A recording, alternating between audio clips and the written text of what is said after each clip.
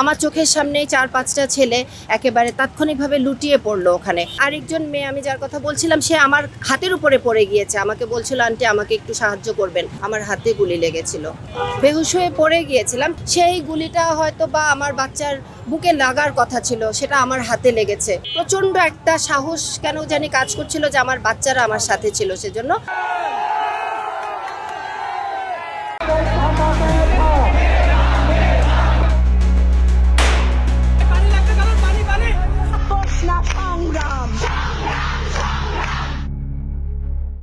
জুলাইয়ের যে প্রেক্ষাপট, যে যেখান থেকে এর শুরু, সেই প্রত্যেকটা জায়গায় ছিল কিন্তু অধিকার আদায়ের একটা চেতনা থেকেই এটা এসেছে। এবং আমাদের যে ডেমোক্রেটিক সোসাইটির কথা আমরা বলি, এখানে কিন্তু অধিকার জনগণের থাকবে, এটাই হলো আমাদের মূল চিন্তা। আমাদের সরকার যখন সেটার উপর মারমুখী হয়ে যায় তখন কিন্তু আমি একজন নাগরিক হিসেবে ঘরে বসে থাকার কথা চিন্তা করতে পারিনি। আমাদের ছাত্রছাত্রীরা যখন সামনে এগিয়ে এলো, আমাদের ছাত্রছাত্রীরা যখন পুরোপুরি রাস্তায় নেমে এলো এবং তাদের উদ্দেশ্যে যখন গুলি করার কথা, আমি আসলে ভাবলেই এখনও অনেক বেশি ইমোশনাল হয়ে যাই। কারণ কিভাবে একজন নারী রাষ্ট্রপ্রধান হয়ে একজন সম্পূর্ণ শিক্ষার্থীদের উপরে আক্রমণের একটা সরাসরি উনি নির্দেশ দিতে পারেন, আমি কথা কখনো ভাবতেই পারিনি। সেই মুহূর্তে আমি আমার দায়বদ্ধতা বোধ করেছি। আমার বাচ্চারা শুরু থেকেই এই আন্দোলনের সাথে ছিল, কিন্তু সেদিন আমার মনে হয়েছে না, এবার আমারও পথে এসে তাদের সাথে দাঁড়ানো দরকার, কাঁধে কাঁধ মিলিয়ে। আমি 1 তারিখের পর থেকে 30 তারিখের পর থেকে মূলত আমি সরাসরি মাঠে ছিলাম, কিন্তু 5 তারিখ সকালবেলায় যখন বেশ ঘনীভূত অবস্থা, তখন নর্থ সাউথ বিশ্ববিদ্যালয়ের সামনে থেকে আমরা যখন একত্রিত হচ্ছিলাম কুড়িল হয়ে আমরা শহীদ মিনারের দিকে আসব, তখন কিন্তু আমাদের উপরে অতর্কিতে হামলা চালানো হলো পুলিশের পক্ষ থেকে।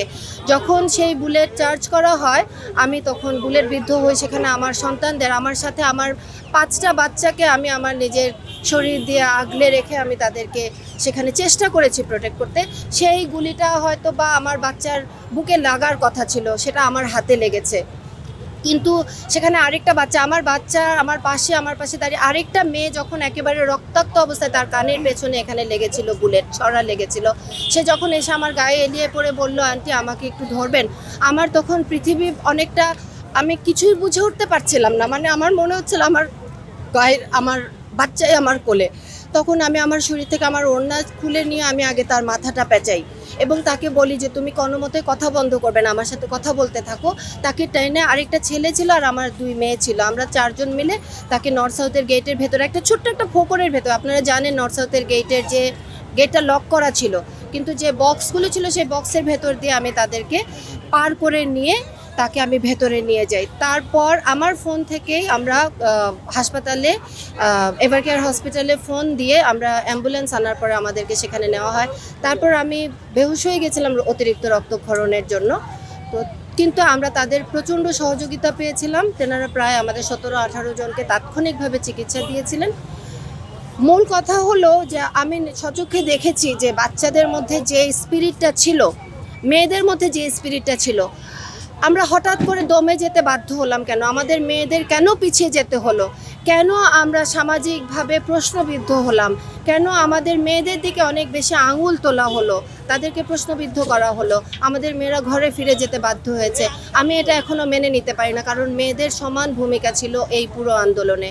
আজকে আমি ধন্যবাদ জানাবো আমাদের এই মহিলা ও শিশু বিষয়ক মন্ত্রণালয়ের আজকের আয়োজনে। তিনি যেভাবে, আমাদের পরম শ্রদ্ধেয় উপদেষ্টা আপা আছেন, আপা যেভাবে এই জিনিসটাকে ধারণ করেন বলেই কিন্তু তিনি সেই কাজটাকে চালিয়ে নিয়ে যাচ্ছেন। উনি আপ্রাণ চেষ্টা করছেন এই কাজটার মাধ্যমে মেয়েদের যে অবদান সেটা যেন লিপিবদ্ধ থাকে, এটা যেন ইতিহাস থেকে হারিয়ে না যায়, এটাই ওনার মূল উদ্দেশ্য, এবং মেয়েরা যেন সেই স্বীকৃতি পায়।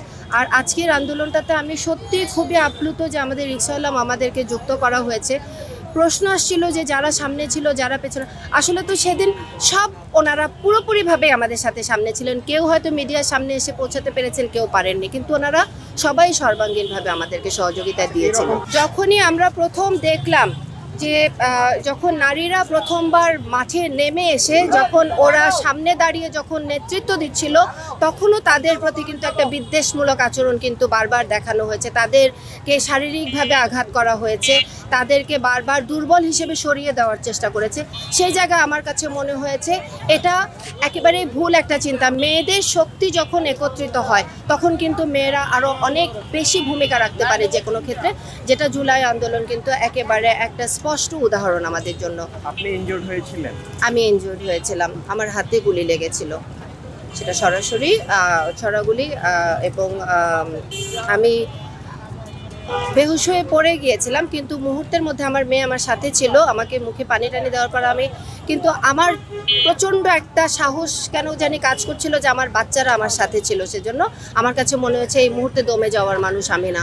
আমি কিন্তু তারপরেও আমার রক্তাক্ত হাত নিয়ে আমি পুরো সবগুলো মিছিলে ছিলাম। আমি তারপরেও সেদিন বিজয় ছিল, সেদিন আমরা জয় পেয়েছি। আমি কিন্তু সেদিন 5 তারিখ সকালবেলায়, হ্যাঁ 5 তারিখ সকালে 11টার দিকে নর্থ সাউথ ইউনিভার্সিটির সামনে পুলিশ গুলি চালিয়েছিল, সরাসরি আমাদেরকে পেছন থেকে আক্রমণ করেছিল। যখন আমি সামনে ফিরে যখন আমার বাচ্চাদেরকে আড়াল করছিলাম মেয়েদের দিকে, তখনই আমার হাতে গুলিটা লেগেছিল।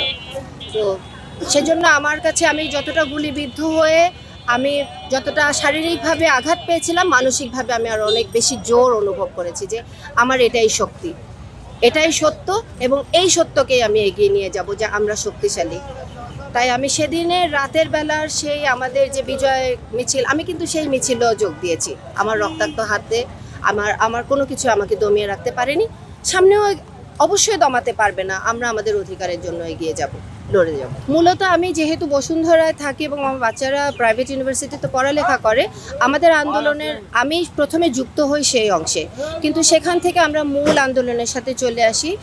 শহীদ মিনারে যখন একেবারে তুমুল স্লোগানে ভরপুর ছিল, আমি প্রত্যেকটা মিছিলে ছিলাম, সম্মুখভাগেই ছিলাম, এবং আমি জোরালোভাবে আমি আমার আরও ছেলে মেয়েদের সবাইকে সম্পৃক্ত করে সেখানে আমি শহীদ মিনারে 3 তারিখ থেকে টানা 5 তারিখ পর্যন্ত প্রতিটা বেলায় প্রতিটা মিছিলে আমি ওখানে ছিলাম, নিজে উপস্থিত ছিলাম। মূলত একেবারে আমার চোখের সামনেই তো, আমি নিজেই যেহেতু বুলেট বিদ্ধ হয়ে আপনাকে বলেছি পেছন থেকে যখন পুলিশ আক্রমণ করলো, সেইটাই তো একেবারে পর বাচ্চাদের যখন রক্তাক্ত করে গুলিগুলো ছোড়া হলো, গ্রেনেড চার্জ করা হলো, ওই মুহূর্তে ওখানে আমার চোখের সামনেই 4-5টা ছেলে একেবারে তাৎক্ষণিকভাবে লুটিয়ে পড়লো ওখানে। তার একটা ছেলে ছিল আমার চোখের সামনে পড়ে গেল, তার সমস্ত শরীরটা, পিঠটা একেবারে মনে হলো ফিনকি দিয়ে রক্ত পড়লো, এবং তার পিঠে শার্টটা একেবারে ঝাঁঝরা হয়ে গেল। আমি তখন আসলে ওই মুহূর্তে আরেকটা বাচ্চা মেয়ে, এটা 5 তারিখ সকালে, সে আরেকজন মেয়ে আমি যার কথা বলছিলাম, সে আমার হাতের উপরে পড়ে গিয়েছে, আমাকে বলছিল আন্টি আমাকে একটু সাহায্য করবেন। আমি তো ওই মেয়েটার চেহারাটা এখনো আমার চোখ থেকে মুছেনি, আমি এখনো সেই স্মৃতিটা ভুলতে পারি না। আমি জানি ও আমার মেয়ে, ওর সাথে আমার এখনো যোগাযোগ হচ্ছে, ও এখনো কানে একটু কম শুনতে পাচ্ছে। তো ওকে নিয়ে কিন্তু আমি ভয় পেয়ে গিয়েছিলাম আসলে। আমার হাতে যখন ও পড়ে গিয়েছে তখন ও আদৌ জীবিত আছে নাকি আদৌ নেই, কারণ ওর রক্তটা বেরোচ্ছিল এই জায়গাটা থেকে। আমি বারবার ভাবছিলাম ওর কানের পেছনে লেগেছে, কিন্তু আমার বারবার মনে হচ্ছিল, আমি তো এক্স্যাক্টলি চুলের জন্য আইডেন্টিফাই করতে পারছিলাম না, মনে হচ্ছিল তার মাথায় বোধহয় লেগেছে এবং মেয়েটা বেহুশ হয়ে গেছিলো। তো ওই স্মৃতিটা তো আসলে এর চেয়ে বড় কিছু না। আমি তাৎক্ষণিকভাবে ওকে কোলে করে নিয়ে আমি নিজেই তাকে নর্থ সাউথ ইউনিভার্সিটির ভেতরে আমাদের জন্য একটা সেল করা হয়েছিল, সাপোর্ট সেল, ওখানে নিয়ে যাই। আমাদেরকে তাৎক্ষণিকভাবে ওখানকার টিচাররা যারা ছিল ওরা সবাই আমাদেরকে সহযোগিতা করে। আমি নিজেও বেহুশ হয়ে পড়ে গেছিলাম আসলে। তারপরে আমার অনেকক্ষণের স্মৃতি নেই, কিন্তু যখন জ্ঞান ফিরলো তখন দেখলাম যে ওরা ছুটোছুটি করছে। আমার তখন ইতোমধ্যে আমাকে ব্যান্ডেজ করা হলো, প্রাথমিক চিকিৎসাটা দেওয়া হলো আর কি, কিন্তু তারপরে ওরা বুঝতে পারছিল না যে কিভাবে খবর দেবে। আমার কাছে একটা এমার্জেন্সি কন্ট্যাক্ট নাম্বার ছিল এভারকেয়ার হাসপাতালের, আমার নাম্বার থেকে আমার বাচ্চারা ওরা ফোন দিলে ওরা আমাদেরকে অ্যাম্বুলেন্স পাঠিয়ে দেয় ওখান থেকে, তারপর আমরা চিকিৎসা পাই ওখান থেকে।